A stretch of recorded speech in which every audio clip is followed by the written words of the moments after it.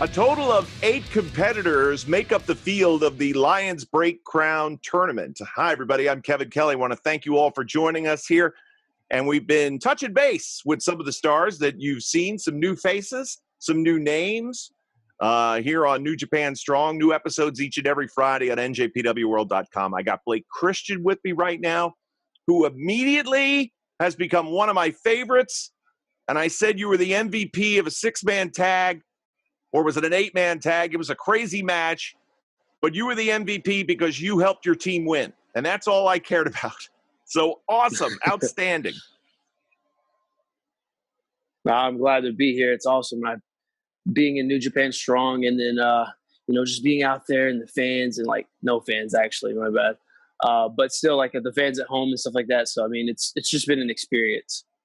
Talk to me about what it's like wrestling in front of no fans. I actually watched back the New Japan Strong, and one of you guys actually said, like, with no fans, there's no adrenaline. So you actually feel everything. But, it's still the same mindset, still the same goal. Go out there, pick up the win for your team or for yourself. So, you just fight through the pain. Where did the wrestling journey begin for you? How did you find your way into this crazy industry?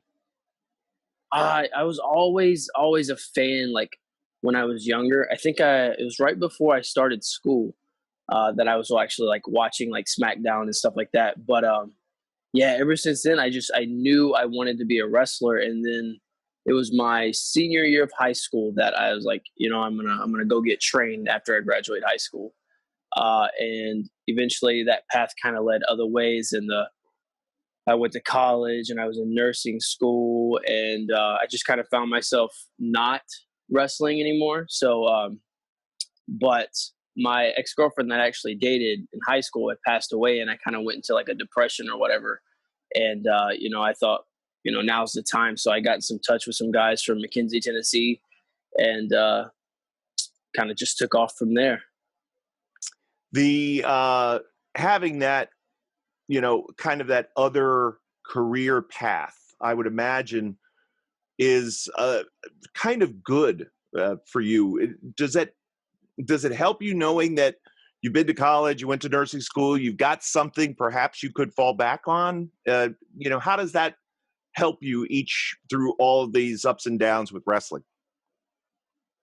I actually, wrestling in nursing school was kind of hard to like do. So I actually changed my major, but at the time before I started training, I was in nursing school. So, I couldn't really tell you. I'm sure as a nurse and wrestling, it would be easier because nurses make a lot of money. But, as far as like jobs, I was a gymnastics coach. I worked in a liquor store. Were they side by side? Couldn't really tell you. No. It's actually separate times. Okay. Because, sometimes when you're dealing with, those parents, you might need a couple of drinks. Yeah. So gymnastics, and boy, does that seem to fit hand in hand with your style. Again, I've gotten to be familiar with you now, but it was my first introduction getting to see Blake Christian wrestle. And I was just blown away at how athletic you are. And all of a sudden, bang, zoom, flying everywhere. Holy crap, where did this come from? Is that just something you were born with, that gymnastics ability? Was that something you trained and developed as a kid growing up? I always like flipped as a kid, like off the bed, off the stuff when I was like younger. But it wasn't until my senior year of high school and my freshman year of college that I was actually like a male cheerleader. And that's when I really started to like train technique and stuff like that. Where did you go to college? There's a place called Bethel University.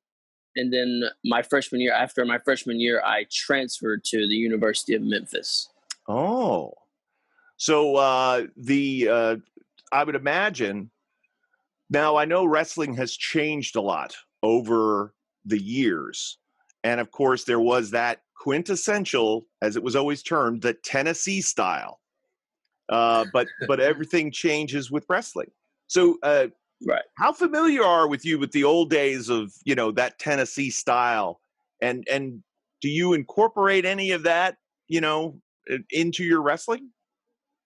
I'm very familiar with it. A lot of the places that I started at was all about that style, and like I would always do different things. So I got in trouble a lot, but I try to incorporate it in there, but 9 times out of 10, I'm not punching people. So I incorporate the kick part, but not the punch. Yeah, the punch kick, and it was it was always a lot of fun for me, to be involved, because when developmental and WWE had their group in Memphis, to be able to kind of see the older generation, whether it was Jerry Lawler or Buddy Wayne, guys like that who were involved.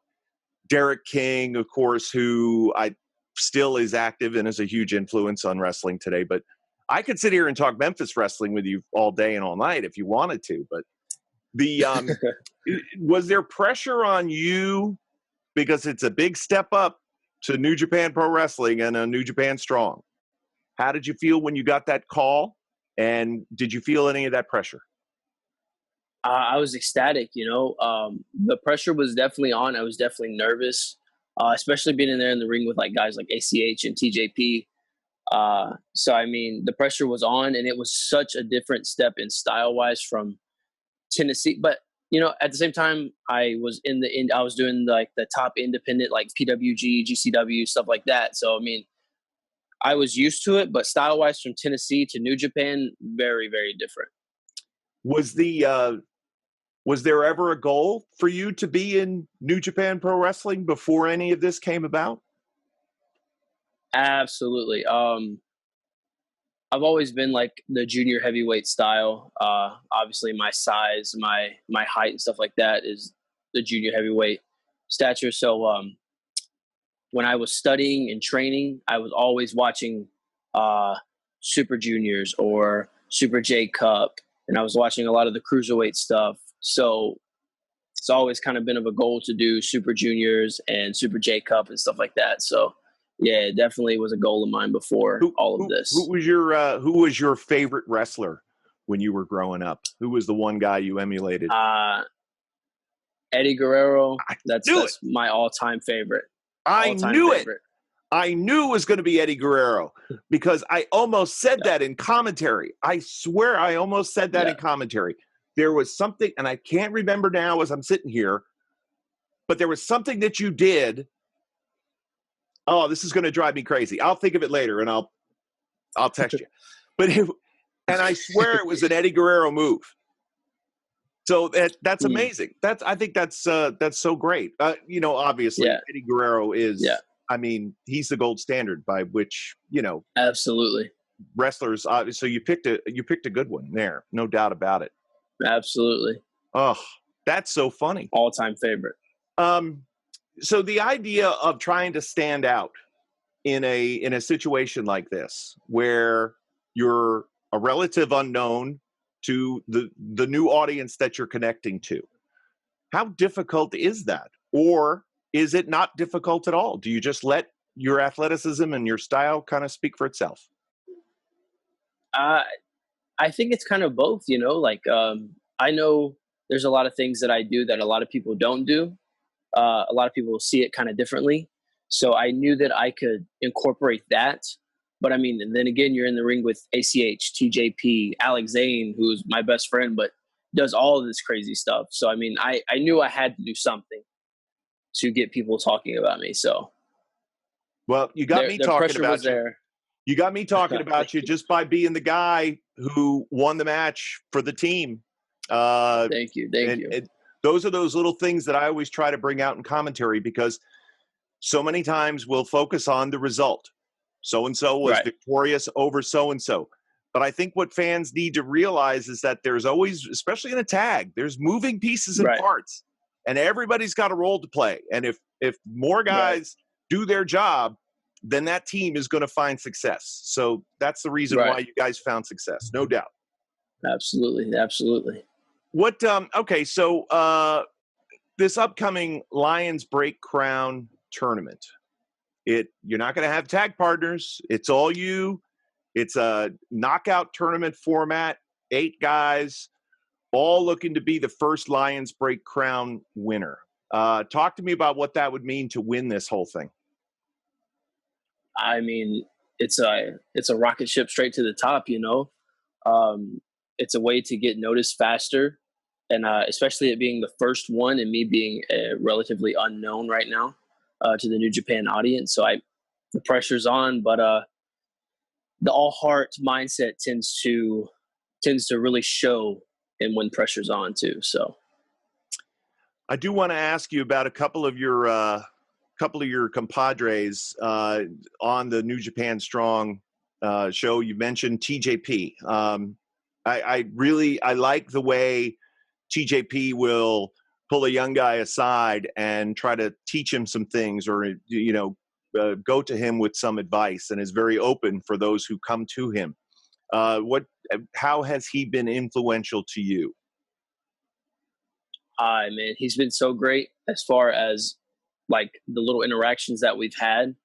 But this is a guy who seems like he studies wrestling nonstop. So, I mean, it's just a fountain of knowledge that just keeps pouring and pouring out. And I do have to ask you about Alex Zane, because you did say he's your best friend. He's out there, right? Right. And I dig that. Is he, he's got a little bit of that Hardy vibe that I always, I like. He's just a different breed of cat, right? Yeah, it's just something else. To be as tall as he is and to still be able to do all that, it's insane. You guys are both a good social media follow, by the way. I do enjoy the banter back and forth, the interplay, the ribbitry on the road. Those are fun moments. Yes. You find ways to get under his skin. Yep, and he finds ways to get under mine. Well, that's tremendous. So Blake, the journey of pro wrestling is never a straight road. And things you have in mind today change completely tomorrow. But if I got you to look maybe 10 years down the road, where do you see yourself? I don't know, man.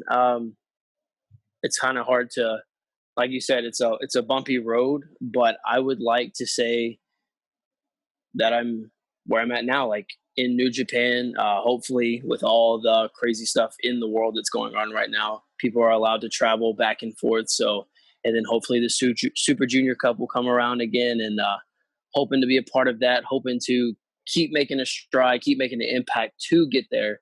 So, hoping to see one of those, or I think the again, a future Super J Cup, I think would be a great homage to the training and the study that you did on your way to this point, to be able to have that opportunity to compete in a tournament that has been on par with the greatest, junior heavyweight, events ever. And I think that that's a right. Very realistic goal for somebody like you. You've got all the tools, and I think the future is going to be very, very bright. You've got a good head on your shoulders, and I like your approach. I think you're going to do great. And I'm looking forward to seeing you in this tournament as well.